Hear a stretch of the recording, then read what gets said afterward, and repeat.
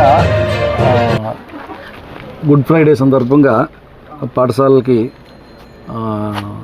రాష్ట్ర వ్యాప్తంగా హాలిడే ప్రకటించినప్పటికీ కూడా ఆదోన్లో ఉన్నటువంటి బాలాజీ విద్యానికేతన్ అనేటువంటి ప్రైవేట్ పాఠశాలలో వాళ్ళ తరగతులు నిర్వహించుకోవడం జరిగిందని తెలిసింది.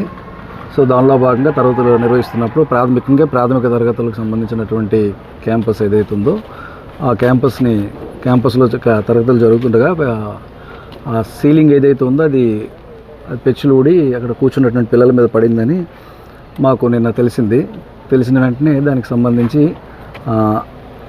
సంబంధిత అధికారులని పాఠశాలకు పంపించడం జరిగింది. అలాగే ప్రాథమిక నివేదిక కూడా తీసుకోవడం జరిగింది. అలాగే ఆ కరెస్పాండెంట్తో కూడా మాట్లాడాము. అలాగే ముఖ్యంగా ఎవరైతే పిల్లలు ఇద్దరికి గాయాలయ్యో తలకు గాయాలయ్యో ఆ ఇద్దరు పిల్లలను కూడా వాళ్ళ తల్లిదండ్రులతో మాట్లాడడం జరిగింది. వాళ్ళ తలకు యోగక్షేమాలు తెలుసుకోవడం జరిగింది. డాక్టర్స్ అలాగే తల్లిదండ్రులు ప్రమాదం లేదని చెప్పారు వాస్తవంగా.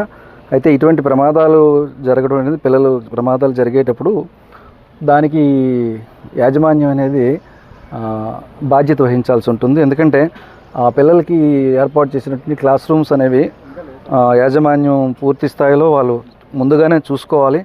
పిల్లల్ని అక్కడ క్లాసెస్ రన్ చేస్తున్నామంటే క్లాస్ రూమ్ తాలూకు సేఫ్టీ అనేది వెరీ ఇంపార్టెంట్. పిల్లల సేఫ్టీ వెరీ ఇంపార్టెంట్ కాబట్టి బిల్డింగ్ అనేది పిల్లలకి తరగతులకి నిర్వహించడానికి అనుకూలంగా ఉందా లేదో చూసుకోవాలి.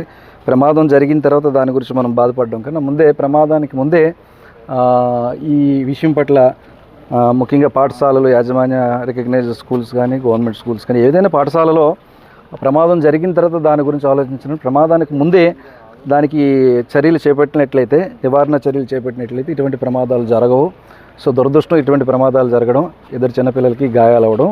సో మరొకసారి ఇటువంటి ప్రమాదాలు జరగకుండా ఉండడం కోసం పాఠశాల అందరికీ కూడా జిల్లా విద్యాశాఖ తరఫున ఉత్తర్వులు ఇవ్వడం జరుగుతుంది. అలాగే ముఖ్యంగా సెలవు రోజులో పాఠశాలలో నిర్వహించడం అనేది అది గవర్నమెంట్ రూల్కి వ్యతిరేకంగా ఎట్టి పరిస్థితుల్లో పాఠశాలలు నిర్వహించకూడదు.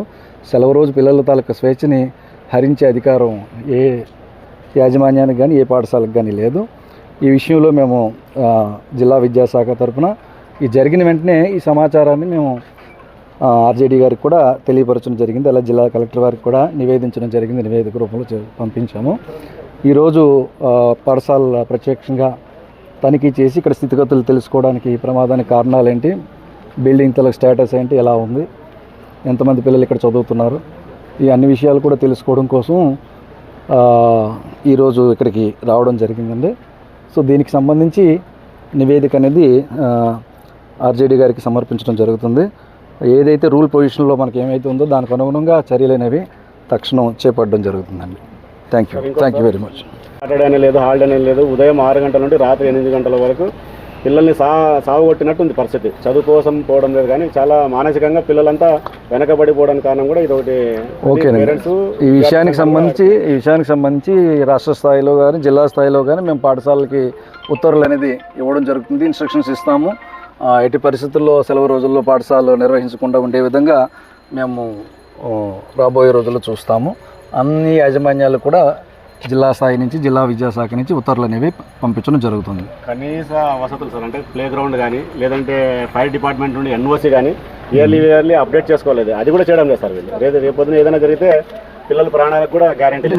మనకి number of schools, private schools కానీ యాజమాన్యం అంటే రికగ్నైజ్డ్ స్కూల్స్ కానీ గవర్నమెంట్ స్కూల్స్ కానీ నెంబర్ ఆఫ్ స్కూల్స్ ఉండడం వల్ల ఆ షెడ్యూల్ ప్రకారం వాళ్ళు వెళ్తారు, దాని ప్రకారం వాళ్ళు ఇన్స్పెక్షన్ అనేది చేస్తూ ఉంటారు.